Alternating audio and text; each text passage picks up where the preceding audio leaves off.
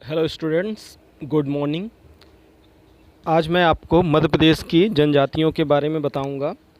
2011 की जनगणना के अनुसार मध्य प्रदेश में अनुसूचित जातियों की जो संख्या थी वो 1,13,42,320 थी, जो कि कुल मध्य प्रदेश की जनसंख्या का 15.6% है। और वहीं पर अनुसूचित जनजातियों की जनसंख्या 1,53,16,784 है, जो कि कुल जनसंख्या का 21.1% है। मध्य प्रदेश की प्रमुख जनजातियां हैं भील, गोंड, बैगा, कोल, मारिया, सहरिया, सौर, पनिका, अगरिया, खैरवार आदि। ये जो हैं वो मध्य प्रदेश की प्रमुख जनजातियां हैं जो यहाँ पर बहुतायत में पाई जाती हैं। इसके बाद हम एक एक करके सभी जनजातियों के बारे में पढ़ेंगे।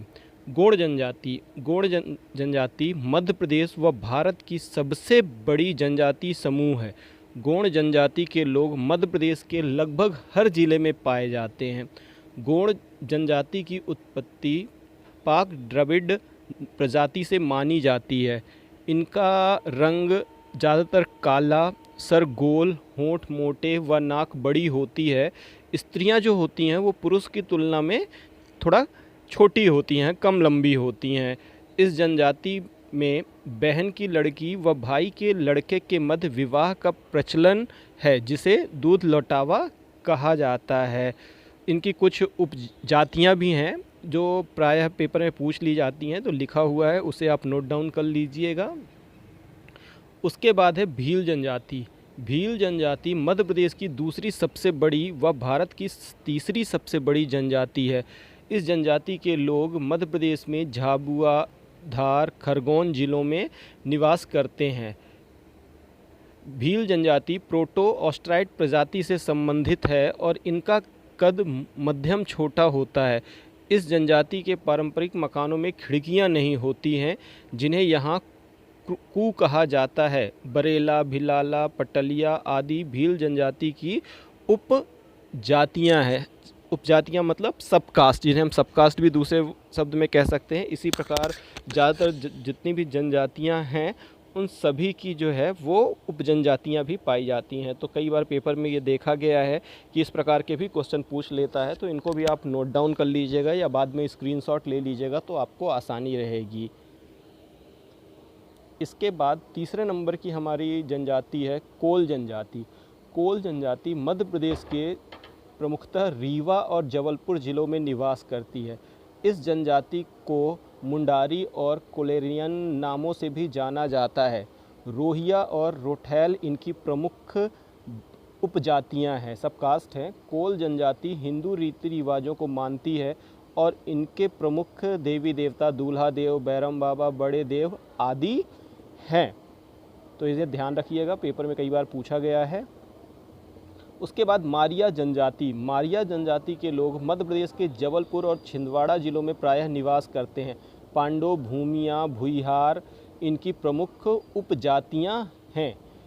मारिया जनजाति के लोग भी हिंदू धर्म को मानते हैं और भीमसेन इनके प्रमुख देवता के रूप में ये लोग उनकी पूजा करते हैं। इनके अलग अलग रीति रिवाज होते हैं, तो कई बार पेपर में ये भी पूछा गया है कि कौन से जनजाति का ये पर्व है या कौन सी जनजाति में इस तरह के भगवान को पूजा की जाती है। तो इन छोटी छोटी बातों को नोट डाउन करिएगा। आपके पेपर का 1 या 2 नंबर का जो है वो इम्पॉर्टेंट सेगमेंट होता है, तो कभी भी इन चीज़ों को इग्नोर ना करें, क्योंकि प्रायः बच्चे कहाँ तक पढ़ते हैं कि कहाँ पर निवास करते हैं और कौन सी इनकी उपजातियाँ हैं। तो अगर हम थोड़ा सा नोट डाउन और कर लेते हैं जब पढ़ाई ही करते हैं, तो थोड़ा सा इग्नोर करने के बजाय उस पर फोकस करिएगा। इसके बाद हमारी दूसरी जनजाति आएगी बैगा जनजाति। यह जनजाति मध्य प्रदेश के प्रायः बालाघाट, मंडला और शहडोल जिले में निवास करती है। मतलब यहाँ पर बहुतायत में पाई जाती है, बाकी ज़िलों में कम। ऐसा नहीं है कि मतलब यहाँ बोल दिया तो अब किसी दूसरे ज़िले में नहीं हो सकती, लेकिन ज़्यादातर जहाँ पर होती है उन्हीं ज़िलों का नाम मेंशन कर दिया जाता है।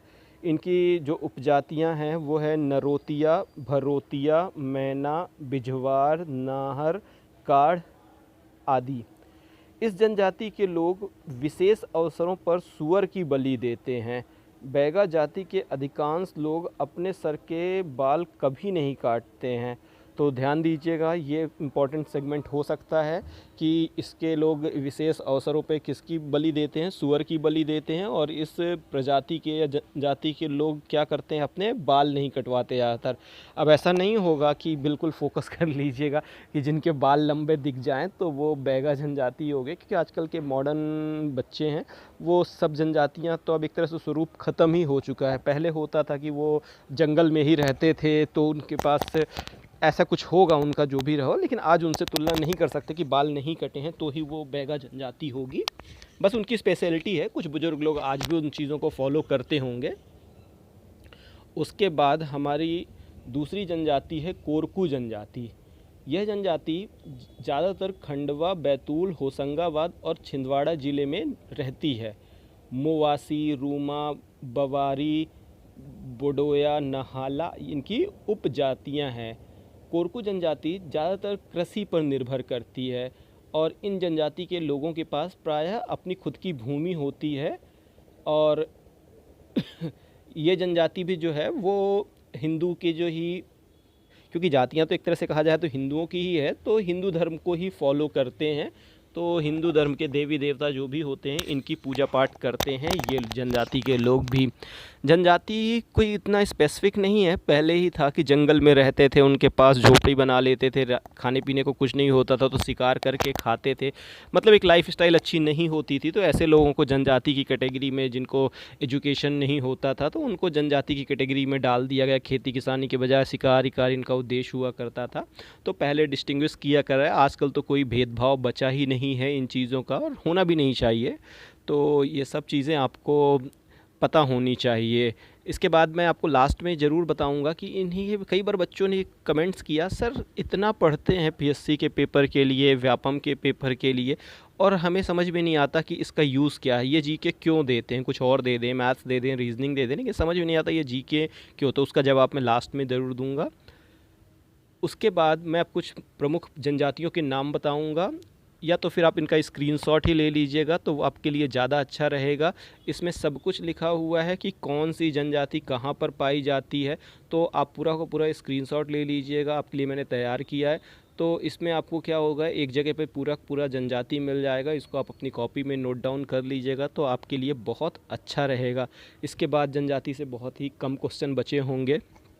उसके बाद प्रैक्टिस करिएगा, ऑनलाइन या ऑफलाइन जो भी मोड हो, उससे आप बुक से क्वेश्चन सॉल्व करिएगा तो आपको समझ में आता है कि हमसे कितने क्वेश्चन बन रहे हैं, कितने नहीं बन रहे हैं।